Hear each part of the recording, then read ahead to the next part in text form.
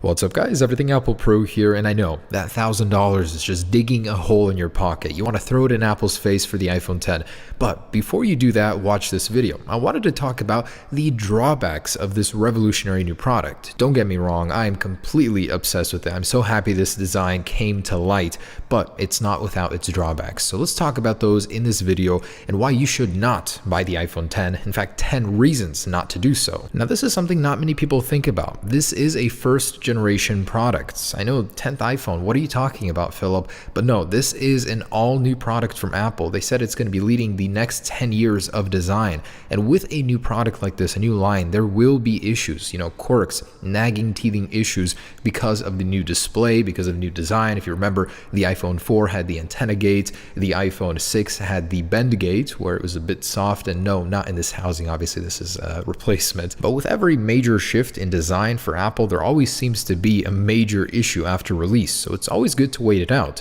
Now, for example, for me personally, when you're getting a new car, a new platform that has just been developed, there always seems to be a major issue with it. For me, it was the oil consumption on my A4 fixed in the next year's model. And oh boy, this one does not need to be said, the price. The number one reason why most people will not be buying the iPhone X. But it's just ridiculous how expensive this thing has got, and by buying it, you're basically telling Apple that that's okay, and really, I don't think it is. I think it's a little bit overpriced for what it is. The competitors have very similar displays at a lower price point, because that's essentially what you're paying for with the iPhone X, the display. And I think it's completely ridiculous to pay $150 just to go from 64 to 256 gigabytes in a phone. I know there is a NAND flash storage shortage that was created by the iPhone X, but wow, that is just ridiculous. And say you get the entry-level iPhone X with 64 gigabytes. For a phone so capable, so full of so much fun stuff you want to do with that camera, how is it going to last? I think that's just not enough storage for the base model. And I know Apple has the new video and photo codecs to take up less storage on your device. There's iCloud storage if you really need it,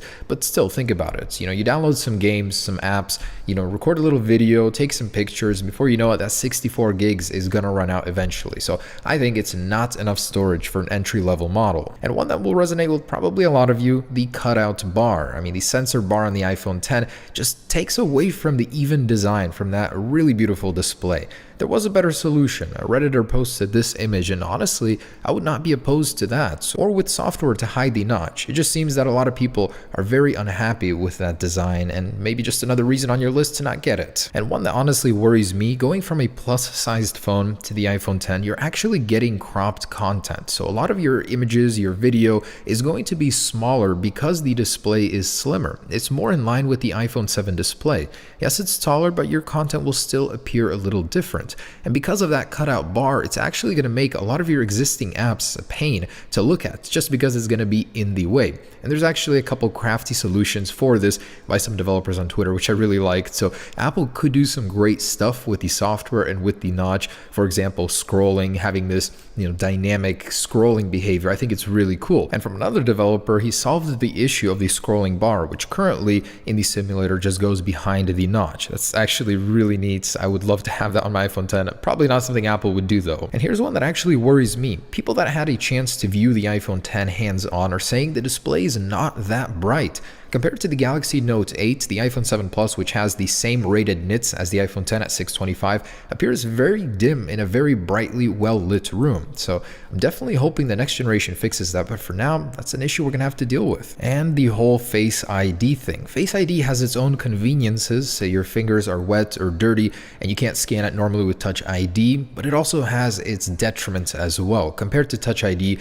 you're going to have to look at your phone every single time to unlock it, and it doesn't seem as fast as Touch ID to me. I'll definitely have to test that though. And I really hate the fact that Apple is forcing you to buy things to use your iPhone X naturally. First off, fast charging can't be activated without this expensive power brick, and you can't even plug in your brand new iPhone X into your MacBook without having to buy an adapter or new cable. And for those still on the fence, here's something to make you a little bit more optimistic about your current device. If you have an iPhone 7 or 6s, these are still benchmark chart toppers. They are incredibly fast. Yes, in comparison to the new one, it's a little bit slower seemingly on paper, but has your phone suddenly gotten slower just because the new one came out? I'd also like to point out that iOS 11 is right around the corner here. It makes your device feel different, feel new, something fresh. So if that's what you were looking for, with iOS 11 you'll actually get a new feeling on your existing phone. No need to spend $1,000 just to get that fresh new feeling again. And I'd like to summarize by saying yes, I personally will still be getting the iPhone 10, but I recognize the flaws. It is not